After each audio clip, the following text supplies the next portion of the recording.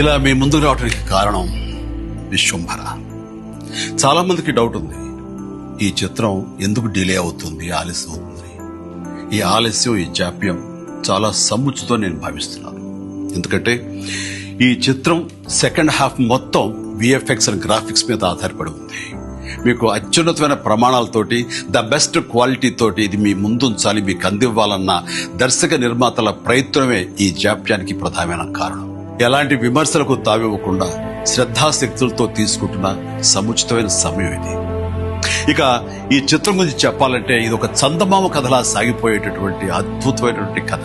ముఖ్యంగా చిన్నపిల్లలకు, మరీ ముఖ్యంగా పెద్దవాళ్ళలో ఉండే చిన్నపిల్లలు ఉంటారే, వాళ్ళని సైతం ఇది అలరిస్తుంది, వినోదపరుస్తుంది. ఈ సినిమా రిలీజ్ ఎప్పుడెప్పుడా అని ఎదురు చూసే మీతో పాటు నాకు కూడా సమాధానంగా యూవి క్రియేషన్స్ వాళ్ళు ఒక చిన్న గ్లిమ్స్ ని మనకు అందివ్వబోతున్నారు. అది నా పుట్టినరోజు సందర్భంగా ఒక రోజు ముందు, అంటే ఇక్కడి కొన్ని గంటల తర్వాత ఆగస్టు 21 సాయంకాలం 6:06 అంటే కొన్ని గంటల వ్యవధిలో అది మన ముందు చూస్తున్నారు. అది మనల్ని ఖచ్చితంగా ఆకట్టుకుంటుందని నమ్మకం నాకైతే ఉంది.